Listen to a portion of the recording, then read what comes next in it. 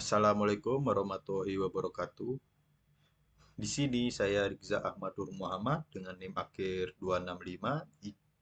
Izin mempresentasikan mengenai tema penelitian saya yaitu analisis berfokus pada analisis teks media sosial terkait konflik antara netizen Korea Selatan, Kenes, dan ASEAN yang bermula dari K-pop yang berada di Malaysia.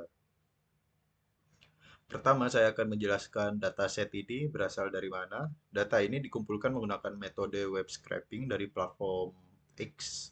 Saya menggunakan script Python berbasis Twitch Harvest dan pustakanya Playwright untuk melakukan scraping secara otomatis. Kata kunci yang saya masukkan ke dalam script scraper meliputi Knets, Korea, Indo, dan ASEAN. Script berjalan di background, menarik metadata seperti teks tweet, username, dan waktu, lalu menyimpannya ke format CSV. Hasilnya mendapatkan lebih dari 1.500 baris data mentah seperti yang terlihat di layar ini. Ada 1.500 totalnya.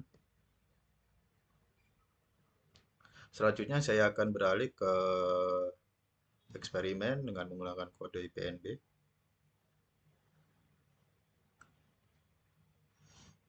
Di bagian setup ini, codingan akan otomatis mendownload dataset mentah dari Google Drive menggunakan library Gdown dan membacanya menggunakan Pandas Data Frame seperti yang terlihat. Selanjutnya pada bulan ke-1 yaitu data profiling. Di sini codingan berfokus pada pengecekan kualitas data. Saya menggunakan fungsi duplicate sum dari Pandas untuk mengecek jumlah data duplikat. Kemudian saya menggunakan teknik regular expression atau regex di Python untuk menghitung frekuensi kata-kata gaul atau slang. Hasil eksekusi codingan ini menunjukkan bahwa data masih sangat kotor dan banyak mengandung link serta mention.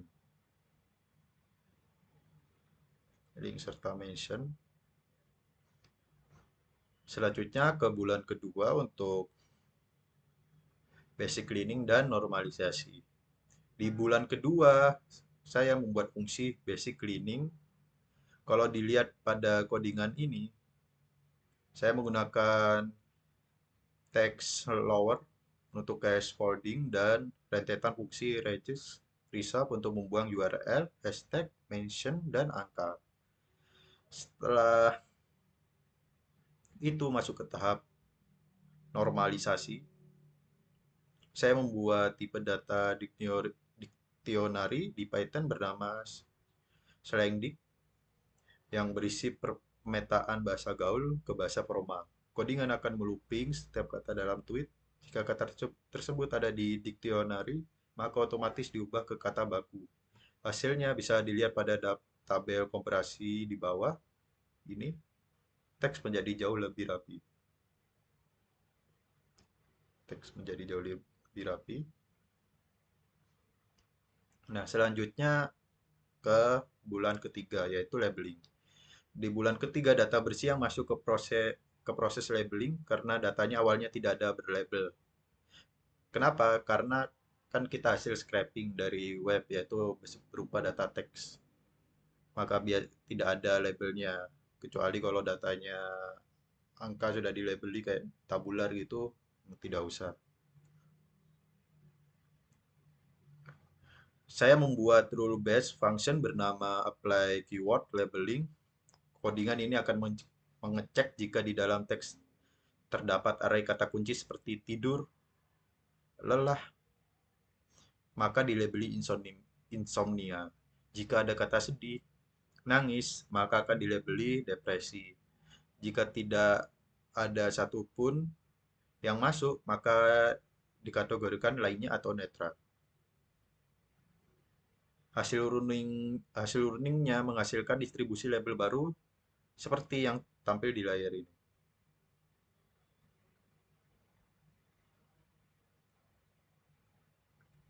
Seperti yang itu ya.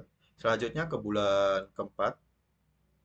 Di bulan keempat ini Data yang sudah berlabel tadi diubah menjadi matriks angka menggunakan vectorizer, vectorizer dari library Scalar. Scalar. Codingan selanjutnya membagi data menjadi data latih dan data uji. Saya melakukan looping untuk melatih 4 algoritma klasifikasi sekaligus naive Bayes, FEM, logistic regression, dan random forest. Karena datanya imbalance pada codingan SVM, saya mendapatkan parameter class Y sama dengan imbalance.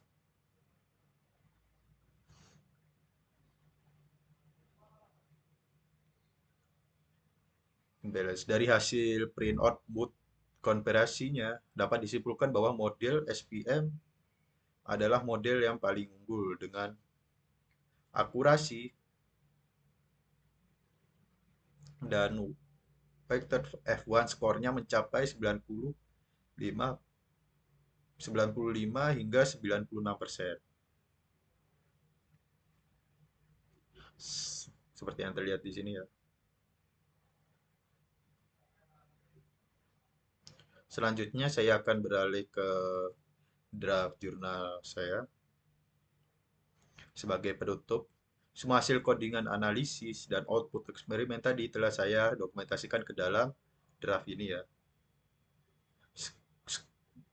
Jurnal ini berisi pendahuluan mengenai konflik netizen,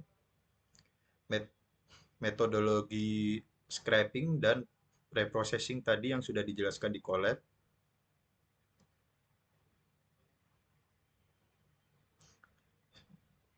serta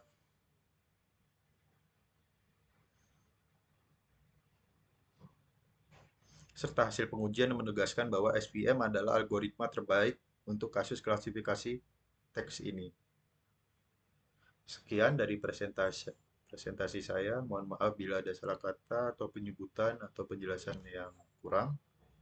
Mohon dimaafkan. Wassalamualaikum warahmatullahi wabarakatuh.